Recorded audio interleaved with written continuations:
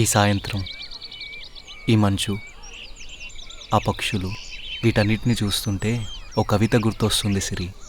అబ్బో, నీకు కవితలు కూడా తెలుసా? తెలుసా ఏంటి? రెవల్యూషనరీ కవిత్వం, భావ కవిత్వం, ప్రజాస్వామిక కవిత్వం, నాకన్నీ తెలుసు. ఏది ఒక కవిత చెప్పు.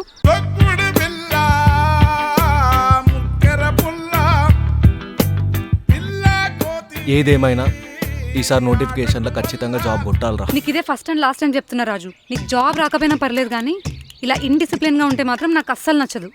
ఒకసారి షర్టిప్ చెప్తా. ఫిజికల్ స్ట్రెంత్ ఓకే, మళ్ళీ మెయిన్ ప్రిపరేషన్ ఓకేనా? నీ బాడీ వెయిట్ ఎంత? ఉద్యోగం లేదు, ఏం లేదు. నిన్నెవరో చాతబడి చేసినట్టున్నారా?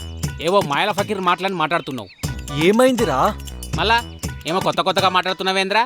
జాబ్ కొడతా, ఉద్యోగం చేస్తా అని. హెల్త్కి మంచిది కాదు మామ. అయితే జాబ్ కొట్టేది గాలికి వదిలేసినావు అన్నమాట. పొద్దుగల ముఖం చక్కగా గడుక్కోలే, ఇప్పటిదాకానే సిగరెట్ తాగినా. లేవలేక మంగళవారం అన్నాడంట.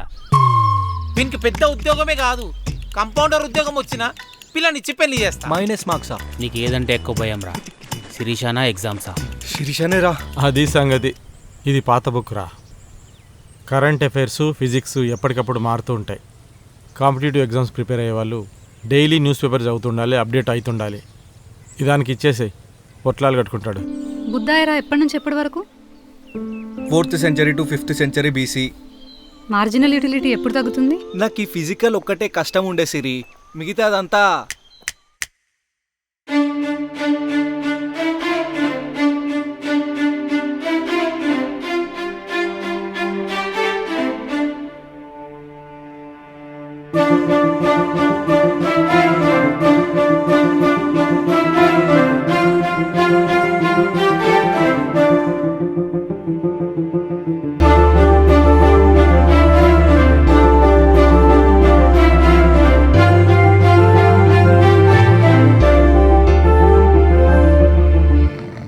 L for lemon, M for mango, N for notifications,